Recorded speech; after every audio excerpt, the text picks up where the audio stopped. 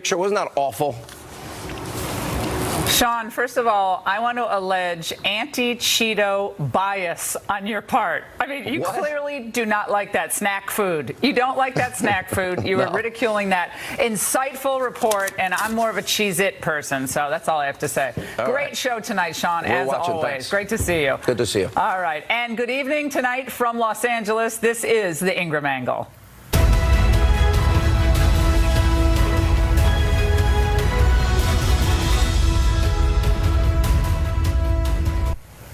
Good evening, everyone. We have some incredible stories for you tonight. The Capitol is in an absolute frothy panic after Senator Al Franken was charged by a radio host with sexual assault, a charge he has since partially admitted to. It went down like this. It was during a 2006 USO tour in Afghanistan. It was good that Franken was actually doing those tours. But Leanne Tweeden remembers that Franken, then a comedian, forcing a really gross French kiss on her backstage. He just put his hand on the back of my head and he mashed his face against, I mean, it happened so fast, and he just mashed his lips against my face, and he stuck his tongue in my mouth. Ugh. Now, this is how Franken himself recalled that very tour, but he recalled it on the Senate floor in 2010. We did a 4-hour show because we found out that the troops loved the show. I was kind of a co-host with a beautiful woman named Leanne Tweeden. And we do comedy routines, and we'd introduce the music, we'd introduce the cheerleaders. I'd go out and do a monologue. He says a lot as well. On the flight home from that USO tour, Franken groped that beautiful woman when he placed his hands on Ms. Tweeden's chest and posed for this photo. Check it out. Now, Tweeden posted the picture and her story online today, saying that she felt disgusted and violated. Franken responded with this statement. I certainly don't remember the rehearsal for the skit in the same way, but I send my sincerest apologies to Leanne. As to the photo, it was clearly intended to be funny, but wasn't. He did a longer statement later on in the day. And this is the same senator, by the way, that just yesterday was grilling a circuit court nominee, Don Willett, about a 2014 tweet he sent. Does this display the kind of judgment that we want for a lifetime appointment to the federal judiciary? The tweet was a kind of off-kilter attempt at levity that missed the bullseye. I don't get it. I don't. Fair enough. But sometimes when you don't get a joke, it's because it wasn't a joke. Never have truer words been said by Al Franken. Well, no one was really getting Al Franken's joke today at all. It wasn't funny. It was really juvenile. It was something you'd see like at a drunk fraternity party maybe. Or maybe it was too immature for a fraternity party. And other women soon may be coming forward, like one of my guests tonight. I'm joined now by Melanie Morgan of Media Equalizer. She's here exclusively to share her claims about how Al Franken stalked and harassed her after a joint TV appearance. And we're also joined by Brian Maloney, also of the Media Equalizer duo, who's been investigating Franken's past for us. Both of you, it's good to see you tonight. Melanie, I want to start with you. Are you really surprised by this story by Ms. Tweeden tonight? She still, by the way, likes and respects Al Franken. I should add that. But given your own experience, are you surprised? And then tell us what your experience was. I'm not surprised at all, Laura. And first of all, I'd just like to say that I'm here with you tonight without a lawyer, wearing a red coat with a box of Kleenex and a bucket of tears. I'm here because of a true story that I want to share with you. It is a story of harassment and intimidation that took place 17 years ago in 2000. August 19th of 2000 is when I was invited to appear on the Bill Maher show, Politically Incorrect, before it moved over to HBO, is at ABC. And I was one of the panelists, one of the guests. I was the token conservative, and Al Franken was the liberal, along with a former lieutenant governor of Colorado and actor Billy Baldwin. I was involved in just a kind of a really mundane argument over policy numbers about, the budget numbers and making some sort of point about that. But I'll tell you what, Al Franken got right in my face, and he just kept coming back over the top, and I would challenge him about those numbers, and he would come back over the top. Finally, the show was over, and Laura, he trailed me, stalked me back really to the green room, where he got in my face again, got very aggressive with me. I felt physically intimidated, and then he followed me out of the studio. And I thought the story would end there, but it did not. Apparently, he got my phone number from one of the show producers, and he started calling me at home and harassing me, trying to prove to me how right he was. And finally, on the third phone call, I told him if he didn't back off, that I was going to call the police and make a police report about his behavior. I found it so creepy and so disturbing and obsessively weird. And it's an experience that has informed me about him all these years. I never could understand why the people of Minnesota elected him as a United States Senator. And yes, I did talk about it in live on the radio on my talk show in San Francisco, the Lee Rogers and Melanie Morgan show, after it happened. So I didn't stay silent about it. But it's funny, Laura, because people they didn't seem to really care about that sort of behavior until just recently. Yeah, well, Melanie, I'm really glad you told the story. I've had some run-ins with Al Franken over the years, and he's so insignificant to me. Like, I remember he was sputtering. He was so angry. He was, like, spitting at me when he was arguing with me. It might have been on Politically Incorrect as well. But there's an underlying nastiness. Oh, there's a picture of Tucker, myself, Al Franken, and Eric Alterman. That was, like, in the early 2000s at a New York Times event. But, look, I'm on the end, right? I did not want to go near Al Franken because we got into a really big, bad argument, so I stayed away from him in that particular photo. No thanks, I didn't want it. Brian, I want to go to you because you've been documenting and doing some investigative work today, looking back at some of the things that he's done and said that it makes us not all that surprised that this is where we are tonight. Well, really, I don't know where to begin. I've been writing about Al Franken for over a decade, and I was going back through some of my old stories today, and I couldn't believe it. But there were so many warnings that the Democrats really, why they ever put him forward as a candidate, that they didn't heed. And really, it was amazing because 10 years ago, I wrote that they would be sorry for bringing him forward as a Senate candidate. And it was weird to read that today and see all that come true because essentially, but they built him up. The media built him up. The political class built him up with fluffy coverage. So he never had to worry about being scrutinized in any way. But his actual background is unbelievable. In fact, so much of what he's done hasn't even been mentioned today. And I want to bring up one in particular. He used to write a column for Playboy called Pornorama, and a lot of what was in that column we absolutely cannot talk about here on Fox News tonight, trust me on that. But what I will say, I'll try to make this a PG version or whatever. He talked about his own 12-year-old son doing a report for school on bestiality and how he downloaded visual aids from his computer to show to the class and how amused the students were by this. So that's an example of what was in that column. Then he made a very disgusting, obscene column mention about some of his fantasies that he had about what he wanted women to do. And I will not go any further into it than that, but it was damning right there. So, Brian, what you're pointing to the depravity of the comedy. We've talked about this with Louis C.K. and the most disgusting images and that he conjures up in his mind and passes it off as humor, which defines the man, of who the man is. And it doesn't surprise me with Franken either. This is what Casey Hunt of MSNBC said today when they were discussing this issue. Let's listen. He took a picture, which his office now says was a joke, that showed him potentially not actually groping, but mock groping her. She also published a picture that was given to her of her asleep with Senator Franken, mock groping her. Mock groping her. It's Melanie, it's mock groping her. So I'm sure if that were a conservative senator from, let's say, Alabama, who had a photo mock groping someone, that's how the MSNBC kids would describe it, correct?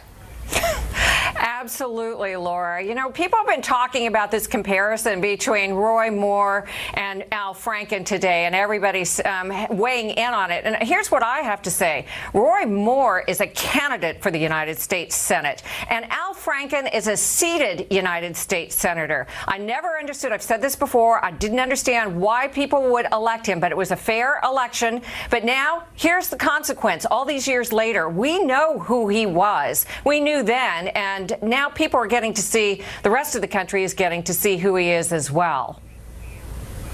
I think we have Donald Trump just tweeted about this. I'm trying to pull it up on my phone, but it's not coming. We'll put up the full screen so we can read it. The Al Frankenstein picture is really bad, speaks 1,000 words. Where did his hands go in pictures 2, 3, 4, 5, and 6 while she sleeps? So that's the president always giving us some humorous commentary there. This is something that he said in 1995. Again, we want to paint for the Fox viewers the picture of the whole person over a course of time, not just in this one incident. This is what was said in this New York Magazine article. And he said, and I give the pills to Leslie Stahl. Then, when Leslie is passed out, I take her to the closet and rape her. Or that's why you never see Leslie until February. When she passes out, I put her in various positions and take pictures of her. That's so I mean, I guess that's supposed to be funny, guys. But again, it speaks to the mindset of the man. And I mean, I don't know if the Democrats are going to do anything about this. I guess some of them came out and were disgusted today, but they certainly had a lot more to say about Roy Moore, that's for sure. Melanie and Brian, it's great to have you on tonight. Thank you so much for your work on this. And Melanie, thanks for sharing your story. Thanks, and Laura. directly ahead, as the Franken saga swirls, more women are coming forward with accusations against members of Congress. One of them joins us next.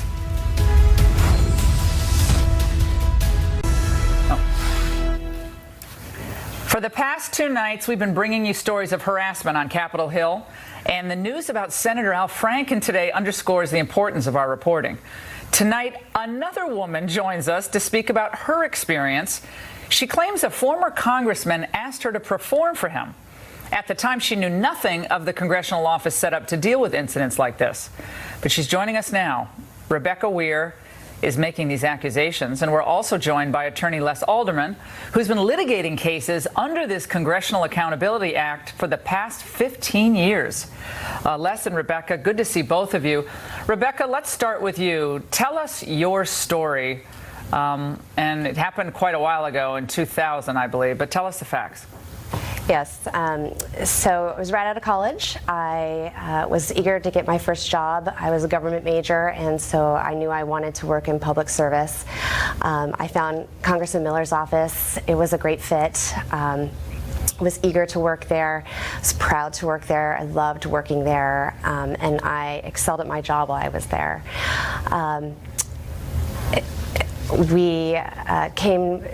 The member was in D.C. He was coming back for the August recess, and I was eager to talk to him because I've been working on a proposal for several weeks before he had returned to the district.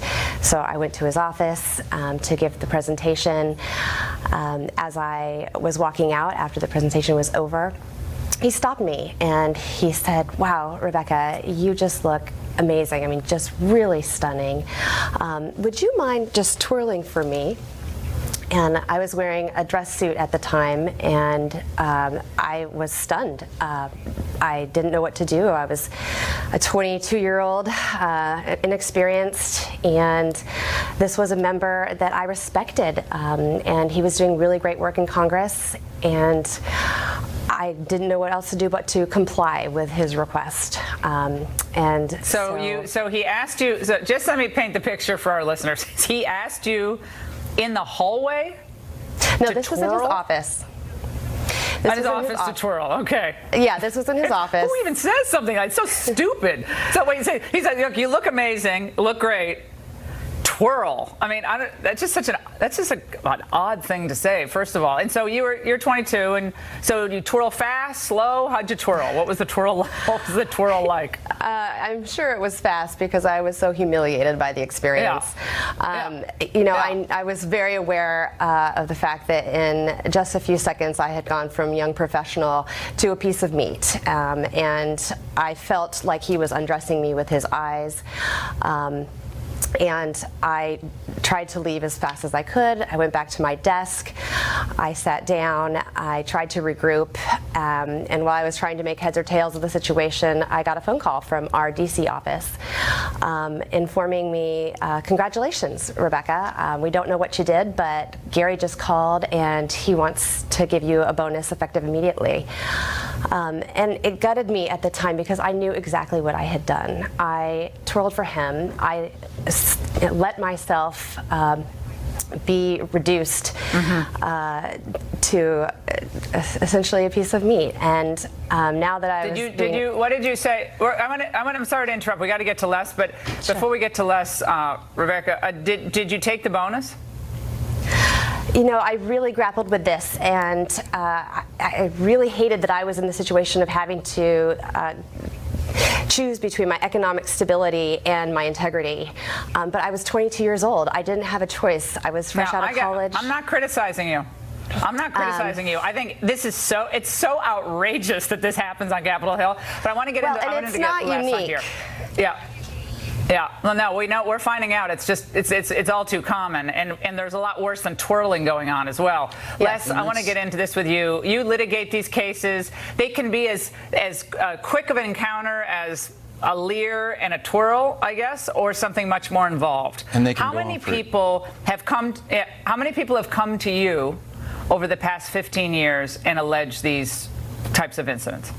You know, we don't keep the numbers for harassment versus discrimination versus retaliation, but I can tell you that numerous women have come forward, not only who work in Congress, but who work in other areas of Capitol Hill, the architect of the Capitol, the Library of Congress, the Supreme Court, the Capitol Police. This is happening in all of these places. And what I can say is, right now, when all of these brave women are coming forward and we're shining this spotlight on what's happening, this is when we have to do something to fix the situation, to make it better, because I'm sorry, but 4 weeks from now, the news cycle is going to move on. We're going to be on the next crisis or the next story, and no one's going to care anymore. So we need to fix this situation now. We need to strengthen the law now. We need to expand the protections to these unpaid interns, these fellows who currently are not covered by the law. We need to remove that confidentiality provision so that women don't have to fear speaking out about their cases and about their claims. We have to make sure that everyone who's working on the Hill understands that if they think that they may be discriminated against or they may be being harassed, that there is a place for them to go, that they have rights, that they can ultimately file a lawsuit and let the bright light of litigation bring their cases forward. And that's, unfortunately, it's not happening. I want to get back.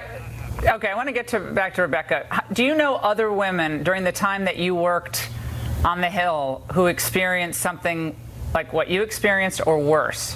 And how many? Approximately. Yes, of course.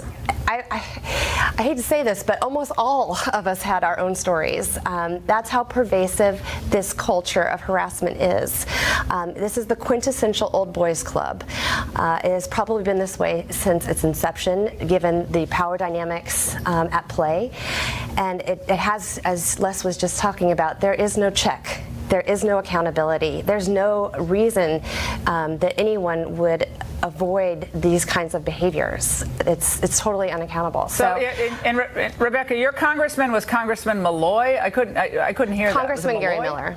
Congressman Miller. Mm-hmm. Okay, Miller. Yeah. Gary Miller. But you're still friends with him, though, aren't you? You respect him still? Yes, I do, and I'm glad that you asked that question.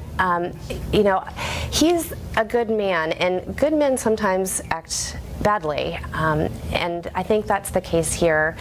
My motivation in coming forward is not to grind an axe, a 15-year-old vendetta. I am motivated to help empower women who are coming after me, the 22-year-olds of today who are working on the Hill, to help them speak in the moment, to help them know they're important and that they can come out and they have options available to them.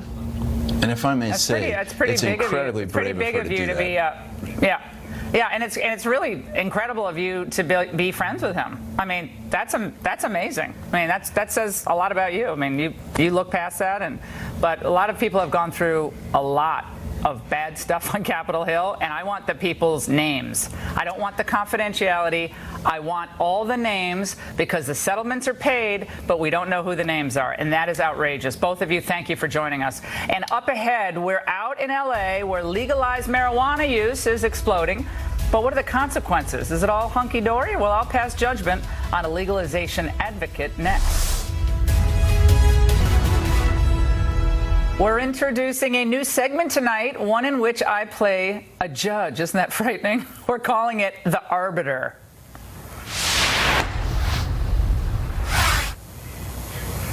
I forgot my gavel. They didn't let me check it on the overhead on United, so I don't have the gavel. I have it back in Washington. But as you can see, we're here in LA, and currently one of the hottest markets for marijuana. The city's lawmakers recently approved new rules to regulate and legitimize the cannabis industry ahead of January's full legalization of recreational use in the state of California. In tonight's Arbiter segment, attorney Leo Terrell thinks marijuana legalization should be expanded even further than it is, and he joins me in studio. And in D.C., Horace Cooper, the co-chair of Project 21, a black conservative leadership network, takes the opposing view. Okay, gentlemen, first Arbiter segment. Don't be nervous now. Oh, I won't. All right, Leo, why should marijuana use be legal and expanded? Your Honor, very simply, the federal rules are outdated. Who's better to know than the states? Let the states decide. And you know what? Marijuana should be decriminalized. It has been. Several states allow it to be used legally for recreational use because it's no longer the boogeyman. It doesn't lead to harder crimes. It's not the situation where marijuana leads to harder crimes or cocaine. I'm submitting to you that the states are in the better position to regulate it, take the criminal element out of it. It is the best for the states to do it, and I know you agree with this. Let's not have Washington in charge of what goes on in every state. Today's marijuana is not the marijuana of the Woodstock day. It's a much more potent, much more powerful. The THC levels of marijuana smoked all those years ago, about 11% weaker on average. And Colorado is reporting 32% increase in marijuana-related traffic deaths from 2013. It goes on and on. Increase in marijuana-related hospital stays. Increase in marijuana-related emergency room visits. That's what we need more of in America? I'm glad you asked. I read that same article. You know what? Even though, let's deal with those traffic accidents. Even though they said there was a higher use of people using marijuana, they're not saying that the causation of the traffic accidents were caused by marijuana. I read that same exact article. So all those things are okay. Horace, you get your opening statement. It's not about whether it's the federal government or whether the state government. The real question is, what's its impact on our local communities? And if you're coming up with a program for making sure that our working class, our communities of color, and many areas in the inner city just get lost because they're left behind because of the baleful effects of marijuana, legalization is the way to do that. Every study shows that you see a decline in academic performance. A larger number of people who participate regularly are showing they are not graduating from high school.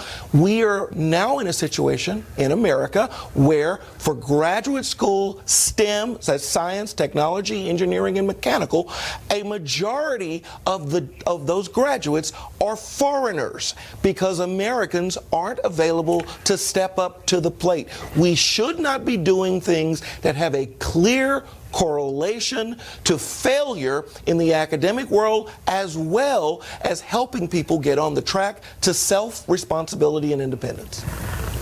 Horace, my follow-up to you is, I think a lot of that is true. However, alcohol causes huge problems. We had prohibition. That didn't work. So why not try to take the criminal element out of this and legalize it? That way you can have more educational campaigns and get people on the same page.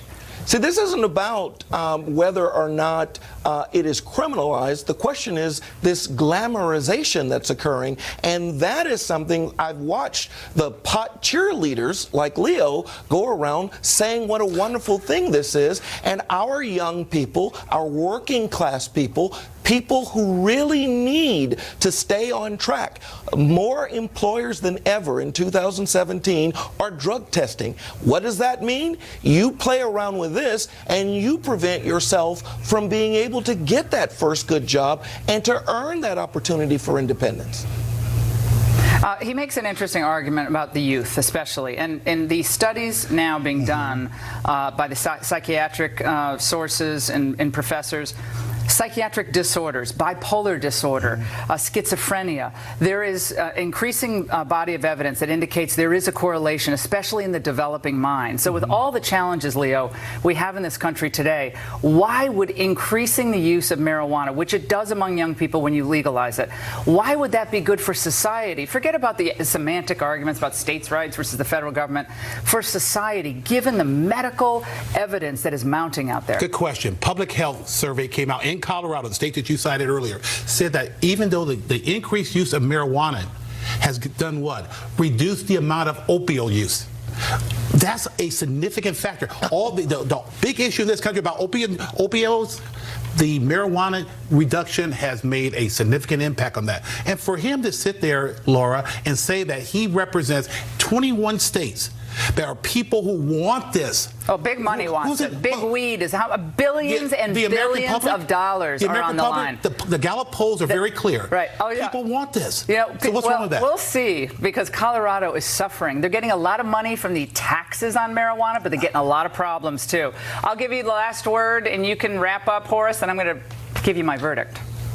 The National Institutes for Health has done study after study over the last decade in which they show if you want to achieve lower graduation rates, if you want to achieve lower performance levels on IQ tests, if you want to minimize people's achievement, marijuana is a great way to accomplish that. We are on a global stage where the competition is severe, and we need to be getting every single American geared to play their part rather than doing things that distract, particularly in the inner city where we have so many people that are suffering the gaps from the last 10 years of the recession. Why would we add more shackles to people? Why wouldn't we be trying to encourage them? Okay, I say a campaign for math.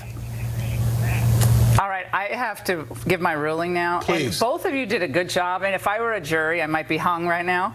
But I'm a judge. This is a bench trial. It's a bench trial. So, please. Petitioner Horace. I'm sorry, Horace Cooper wins. Horace Cooper wins it. Sorry. The verdict goes to Horace, but again, if it was a jury, it would be hung. You both did a nice case presentation. Thank you. I tried. Gentlemen, you both did a great job. It's a really important topic, and a lot of lives are being changed, and a lot of tax dollars are being collected. We're going to continue this. Straight ahead, are Republicans in Congress about to give away the farm in a DACA compromise, and Congressman Dave Bratt is trying to stop it. He joins us.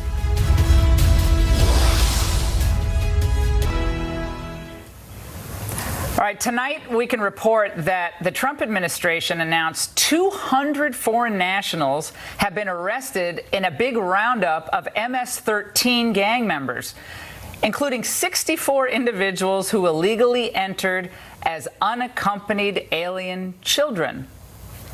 Maybe they would fall under the DACA program. By the way, only 5 of the 200, only 5 of the 200 were other than illegal aliens. So this is big news. He had a big press conference today. We're going to ask our next guest about this and the DACA question. This is all coming to a head right now. We have 800,000 undocumented people brought here when they were young by their parents, and it's one of the biggest issues facing the lawmakers this fall. and there's a struggle in this entire debate. Is there going to be a compromise to give DACA amnesty to 800,000 of these young people that would include enforcement, or is it just going to be a blank check amnesty?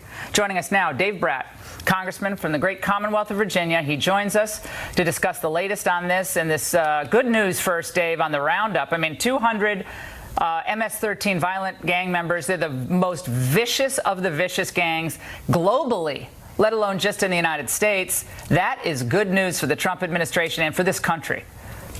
Yep, absolutely, Lauren. I know you've been working on this for decades and leading the fight.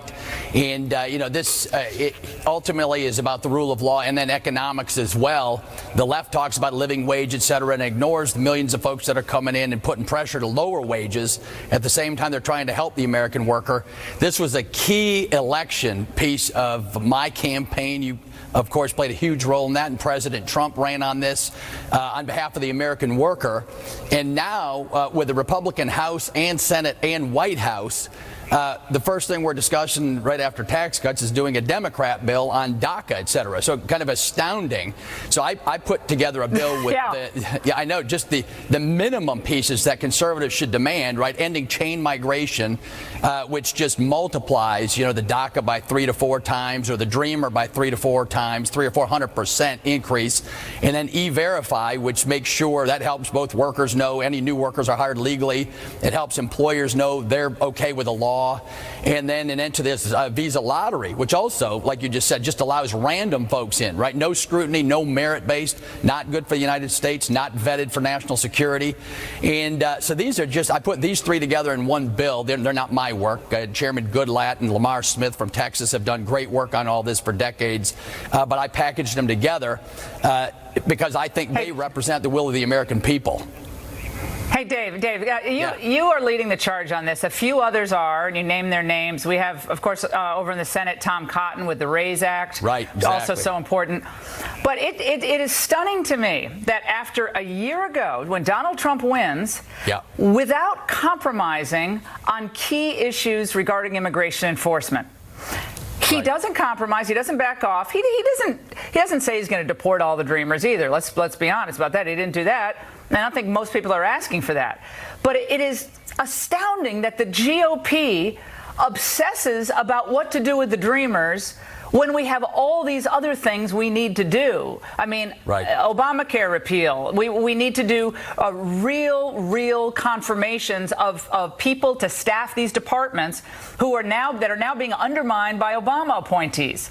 I mean, we have a lot to do, but the Republicans are always obsessed about doing more for illegal aliens. And I know that sounds harsh to say, but just focus on the American people. We'll deal with the illegal aliens, but focus on the American people. Get the criminals out of this country. And I find this stunning. But they're like giving away the store before you even get to the main problem, which is enforcement. Stop them at the border, quick turnaround, expedited removal, and we start with, I'm going to take care of the Dreamers, is what President Trump said. Focus on the American worker and the American citizen. Take care of the Dreamers. I mean, they'll get taken care of, but you don't have to rush that so fast, in my view. Right. And, I mean, as you know, and all your listeners, so this is the central issue, right? Other issues are hugely important. Obamacare, taxes, we're going to get that straight, hopefully, this week. But this is the issue that separates the swamp from the will of the American people. And this wasn't just Trump. This was Bernie through Trump, right? Bernie was trending, and then the thing was rigged on the Democrat side, but he was trying to represent the workers on that side, right, on a more progressive, central planning, big government kind of solution. And then President Trump, fortunately, won and is getting us, to tax cuts. The other side of the aisle, just so folks at home know this week, the Democrats raised taxes $10 trillion, raised spending $11 trillion, and end up with more debt and deficit than we do. And so immigration fits into this, right? It's kind of a bank shot. We're not doing well. Our welfare system is broke. People are leaving the workforce. No, they want to add to that. Dave, they want the Democrats need an infusion of new voters. Republicans want the cheap labor because apparently if wages go up for most Republicans, that's a bad thing. See, I want wages actually to go up for the American worker, but they want the influx of the low-skilled workers to keep the wages down. I'm telling you, my radio listeners, I think most Fox viewers are sick of this. The Republicans never listen to the American people on immigration. They just refuse to. I mean, one final question. President Trump's trip to Asia. He's getting trashed by the usual suspects, Richard Haas, some other never Trumper types. They didn't get anything from China, but the Chinese seem to make a trip up to North Korea, maybe working on some type of deal with that Cabbage Patch president up there in North Korea. What do you rate the president's trip? Yeah, no, he's outstanding. He was in the room today with us on the conference and came and gave us a pep talk on the tax cut.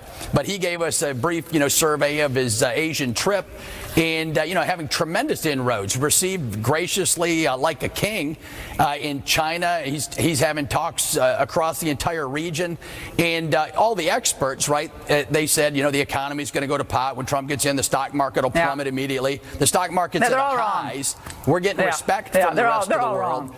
Right, the Iran deal, the South Korea deal, we kicked the can down the road for 30 years, right? And so he's leading us, right. We've got the respect of the world again.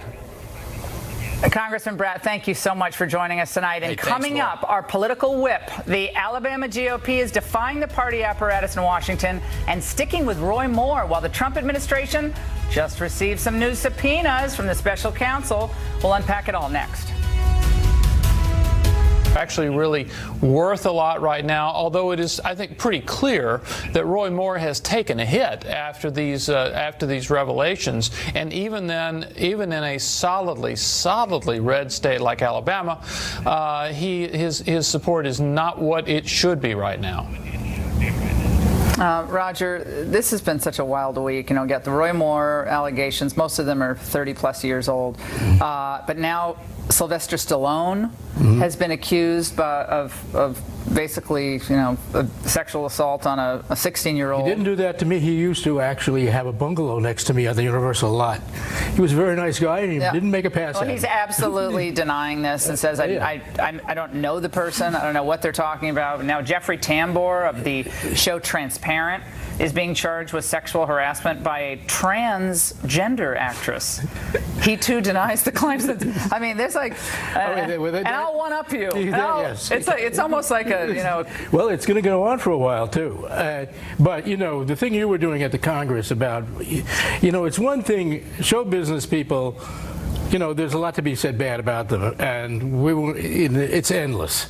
Yeah. But they don't have any real authority. The people in the Congress do.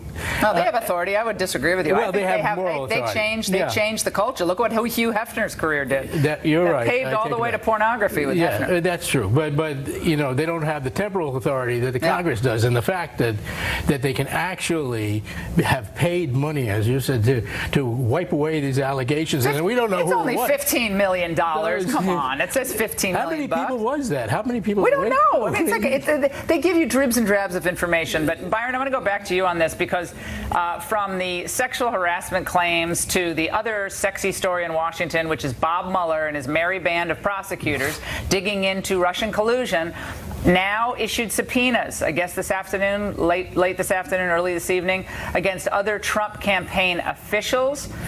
New concern from Senate Judiciary Committee members, Republican and Democrat, about Jared Kushner, saying he wasn't forthcoming and turning over some of his documents. Is this getting tighter, this prospective noose around the campaign? Well, it's unclear what stage we're at here. Remember, the FBI started this investigation in July of last year. It became the Mueller investigation in May of this year. It seems hard to believe this is the first time they're going after some of this information. It may be kind of a cleanup situation in which they're making sure that they have all these emails. Not entirely clear. What is clear is that the Senate Judiciary Committee, which has been working in a very bipartisan way between Chairman Charles Grassley and Ranking Democrat Dianne Feinstein, they don't think that Jared Kushner has given them everything they know. For example, remember we heard the other night of these Don Trump Jr. Direct messages on Twitter with WikiLeaks. We know that Trump Jr. actually emailed some people in the campaign about that, and apparently the Judiciary Committee went and said, well, wait a minute, where are the emails from Jared Kushner relating to this? They didn't see them, so they said, look, you haven't given us everything. So they're not terribly happy right now with Kushner, apparently. Roger, and out here, people obsessed about this. They think it's going to lead to Trump's removal, the Mueller. I don't really think they do. I don't think they do. I think they're anxious to get it over with. That's what it is. Roger Simon, great to see you. Don't go away. We're going to tell you where we'll be broadcasting from tomorrow night in